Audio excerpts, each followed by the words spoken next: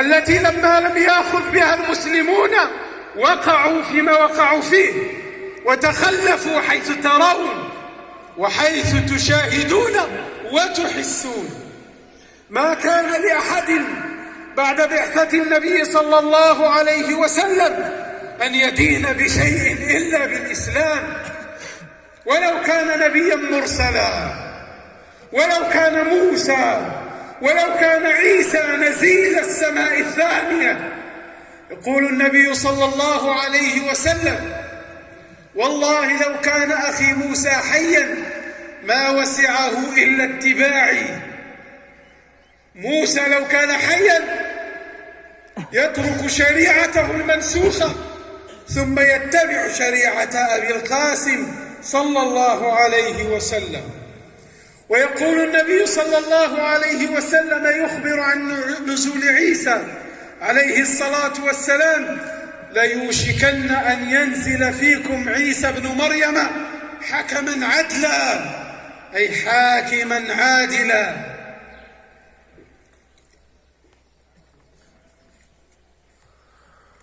قال في حديث أبي هريرة: فيقاتل الناس على الإسلام لا النصرانية لا المسيحية، ويكسر الصليب ويقتل الخنزير ويضع الجزية، لا جزية، إنما هو إسلام أو قتال لا واسطة بينهما، ويضع الجزية، ويهلك الله على يديه كل ملة إلا الإسلام، فلا يبقى بعد نزول عيسى دين إلا الإسلام.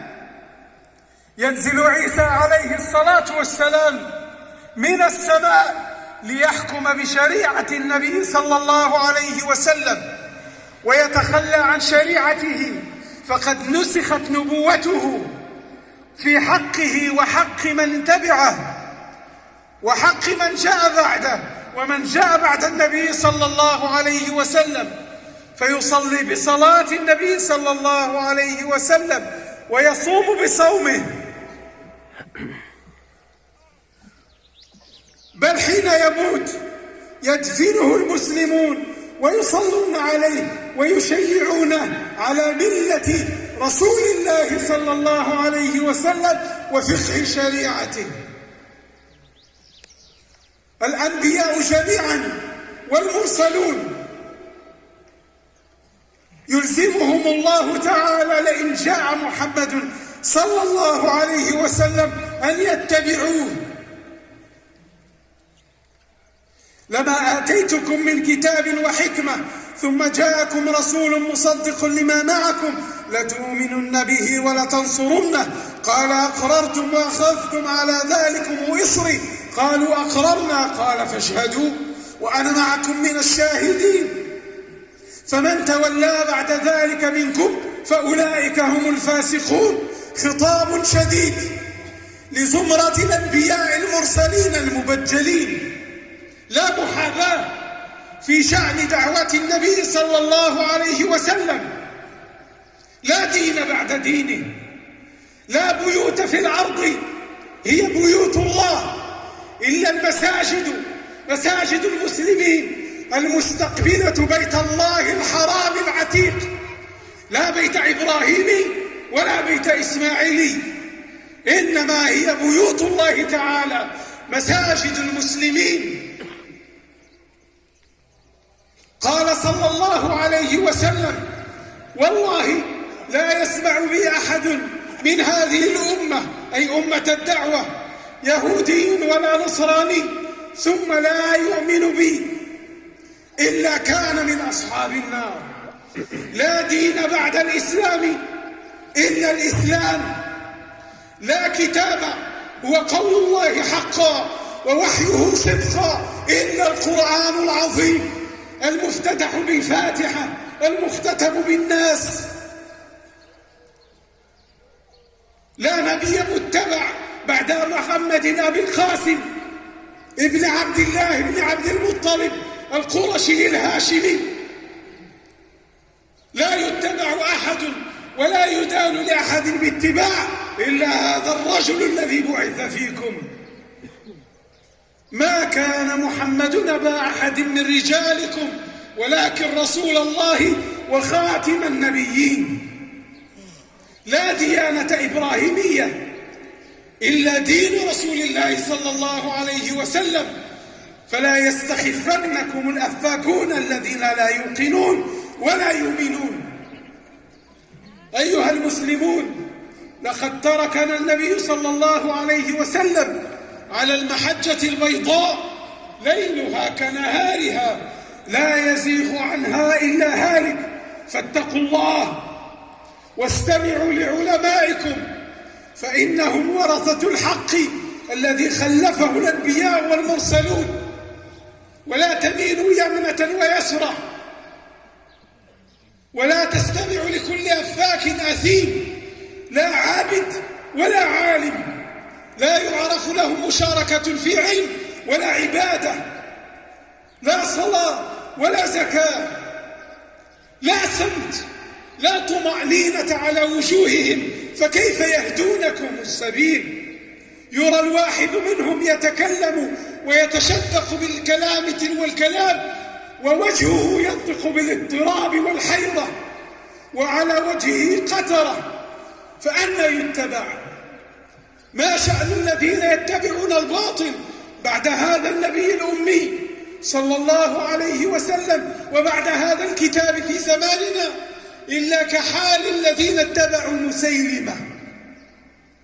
كان الرجل علامات الغواية والضلال بادية عليه، دفن في بئر ليبارك ماءه فجف البئر، مسح على رأس ولد ليبرأ فمات الولد، ثم جاء بكلام يعارض به كلام الله كأنه لعب الصبيان، ومع ذلك قال أتباعه: كذاب ربيعة خير من صادق مضر، عصبية لمن انتسبوا إلى قبيلته. فما الذي يحمل المسلمين على أن يضطربوا ويتمايلوا؟ لا ينبغي أن يسمع في بلاد المسلمين شاب ولا شيخ شائب يتكلم في دين الله بزيغ لم يأذن به الله ولا رسوله. هذا وصلى الله وسلم على محمد وآله وصحبه وسلم تسليما كثيرا.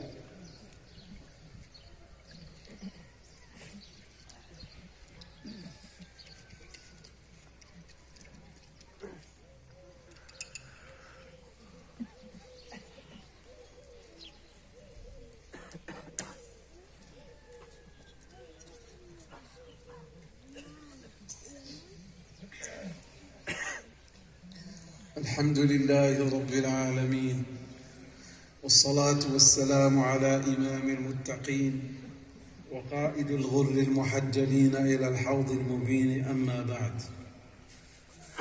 أيها المسلمون، إن رحمة أفراد هذه الأمة والرفق بهم والإحسان إليهم والحرص على ما يهمهم والسعي فيما يضرهم هو سنة نبوية عظيمة، هو هدي محمدي، فينبغي اتباع سنة النبي صلى الله عليه وسلم برحمة الضعفاء والمحتاجين والمساكين. وإنه لمن عجائب حصائد السنة المنصرمة أن يرى الناظر المتتبع المسلمين يجتمع سوادهم اجتماعا حارا بين قوسين للهو أو لعب، فيبدون كالأمة الواحدة، يبدون جسدا واحدا في لهو، لكن في الحقائق لا يكونون كذلك. في الحقائق لا يكونون جسدا واحدا، يرفعون راية واحدة في لهو، يفرحون جميعا فرحة واحدة، لكن في الحقائق لا يرقبون الإيمان في بعضهم ولا حقوق الله في بعضهم ولا سنة رسول الله صلى الله عليه وسلم في بعضهم. إن الصورة التي تحقق حقا الجسد الواحد هي التي تكون بالتراحم والتواد بين المؤمنين، وهي التي ذكر النبي صلى الله عليه وسلم في قوله: مثل المؤمنين في توادهم وتراحمهم كمثل الجسد الواحد إذا اشتكى منه عضو تداعى له سائر الجسد بالسهر والحمى، أما ما دون ذلك فلا جسد. أيها المسلمون، إن رسول الله صلى الله عليه وسلم اختاره الله من هذه الأمة ورفعه إلى السماء ثم نزل، ورفع ذكره وأعلى مقامه، ثم مع ذلك بقي فيهم ومنهم ومعهم، لا يفارقهم لا يغادرهم. فما بال الأثرياء، فما بال الوزراء، فما بال الكبراء لا يكونون مع جسد المسلمين في وسطهم؟ أتريد أن تكون مع المسلمين يوم القيامة وأنت لست معهم في الدنيا؟ لا تخالط سوادهم، لا تكثر قلتهم، لا تحس بحسرتهم، لا تستشعر ألمهم. ليبعدنك الله يوم القيامة عنهم ولا تردن معهم حوضهم. إن الرسول صلى الله عليه وسلم من أعظم سننه الرحمة بالمؤمنين، بل بكل الناس. لقد جاءكم رسول من أنفسكم عزيز عليه ما عنتم حريص عليكم بالمؤمنين رؤوف رحيم. قال صلى الله عليه وسلم: الساعي على الأرملة واليتيم كالمجاهد في سبيل الله. قال الراوي: وأحسبه قال: وكالصائم حتى يفطر والقائم حتى يفطر. هذه السنة، هذا الدين الذي بعث به الله المرسلين، دين في الناس وللناس.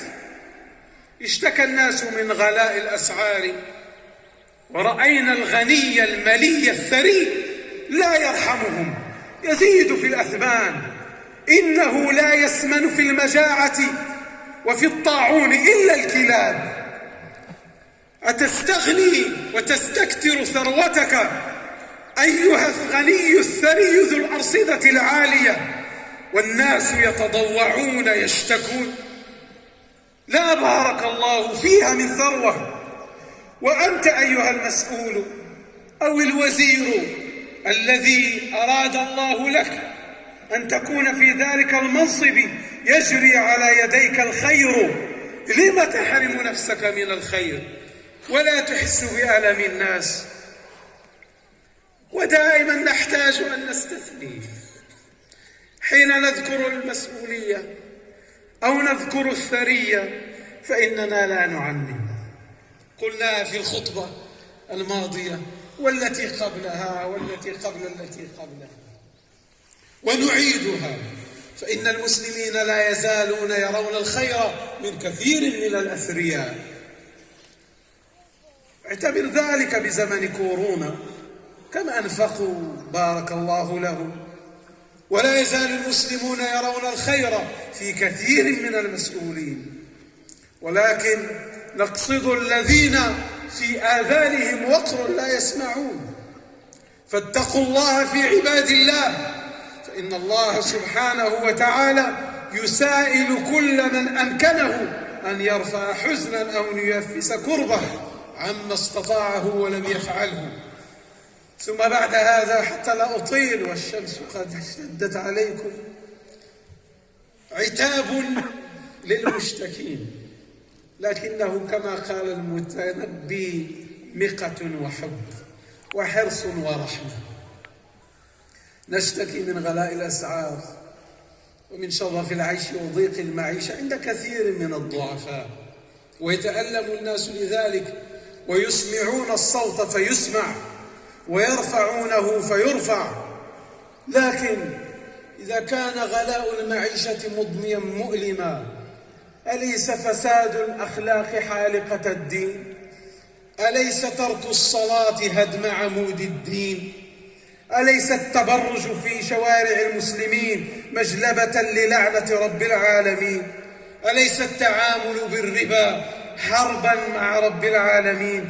أليس من هذه المنكرات والنقص في الدين والرقة في الإيمان التي لا يشتكي الناس منها ولا يحسون بها؟ يرفع صوته بالتشكي رجل لا يصلي، ومن عجب لا يصلي، ثم يسأل رزق السماء. لقد جاءت في القرآن آيات كثيرة واضحة ظاهرة تبين أن الناس لو اتقوا أنزل الله بركاته، ولو أن أهل القرى آمنوا واتقوا لفتحنا عليهم بركات من السماء والأرض. أمن هذا الذي يرزقكم إن أمسك رزقه بل لجوا في عتو ونفور؟ حين تقال لهم هذه الآيات ويخاطبون هذا الخطاب، والعلماء لا يقولون لك لا تجمع المال، نم مالك، اعتني بتجارتك، اكتسب لعيالك، لكن لم تتألم للمال والدنيا ولا تحس بألم الدين؟ لم تجزع أن لا يلبس ابنك الجديد ولا تتألم أن لا يصلي ابنك الفجر أو الظهر أو العصر؟ يقول النبي صلى الله عليه وسلم: ما الفقر أخشى عليكم، وإنما أخشى عليكم أن تبسط عليكم الدنيا فتنافسوها كما تنافسها الذين من قبلكم فتهلككم كما أهلكتكم. ما الفقر أخشى عليكم؟ قالها لهم لما كان عنده سبي سيوسعه عليهم ويقسمه بينهم، فقال: أملوا ما يسركم. إذا اتبعنا النبي صلى الله عليه وسلم فإننا نؤمل ما يسرنا، ولا يخشى علينا الفقر، لا يخشى عن الفقر لو التزمنا بديننا، ولكن كما قال الله: بل لجوا في عتو ونفور ونقاشات عقيمة وكلام سخيف. ولم لا يخاطب العلماء المسؤولين؟ ولم لا يتحدثون في غلاء الأسعار؟ يتحدثون فيه ويتكلمون فيه وينصحون بالحكمة. ومن لم يستجب فهو كذلك المستضعف أيضا إذا دعي للصلاة والالتزام والاستقامة ولا يستجيب. لا ينزل رزق من السماء إلا بطاعة، فيكون إمساك الثري حينئذ عقوبة على تركك للصلاة وعلى تبرج المرأة وعلى أكل الناس للربا وعلى أيها المسلمون، قد جاءتكم موعظة من ربكم وشفاء لما في الصدور وهدى ورحمة للمؤمنين. قل بفضل الله وبرحمته فبذلك فليفرحوا هو خير مما يجمعون. شرعنا كتاب ربنا وسنة نبينا خير مما يجمعون بعقولهم التائهة. كلام ربنا وسنة نبينا صلى الله عليه وسلم خير مما يجمعون من حطام الدنيا. ألا فالزموا دينكم. بارك الله لكم في صيامكم وتقبل الله طاعاتكم وأدام عليكم المسرات والبرات وكثر سوادكم في الخير وجعلنا وإياكم من المقبولين المرحومين، ولا جعل في مجمعنا ولا في بلدنا ولا في كل بلد صام فيه المسلمون وقاموا شقيا ولا محروما. اللهم صل على محمد وعلى آل محمد وبارك على محمد وعلى آل محمد كما صليت وباركت على إبراهيم وعلى إبراهيم في العالمين إنك حميد مجيد. اللهم ارض عن الخلفاء الراشدين والصحابة الآمنين. اللهم إنا نسألك موجبات رحمتك وعزائم مغفرتك والسلامة من كل إثم والغنيمة من كل بر. اللهم إنا نسألك الهدى والتقى والعفاف والغنى. ربنا تقبل منا إنك أنت السميع العليم. اللهم اجعل خير أعمالنا آخرها وخير أعمالنا خواتيمها. اللهم اجعل خير أيامنا يوم نلقاك. اللهم استر في عوراتنا وآمن فيه روعاتنا. اللهم وفق ولي أمرنا ملك البلاد محمد بن الحسن لما تحب وترضاه، ويسر له البطانة الصالحة التي تدله على الخير، وتعينوا عليه، وجنبوا بطانة السوء التي تدله على الشر وتزينه له. اللهم وفقنا لما تحب وترضى. ربنا هب لنا من أزواجنا وذرياتنا قرة أعين واجعلنا للمتقين إماما. وصلى الله وسلم على محمد وآله وصحبه وسلم. غير قول لهم راني مدرس.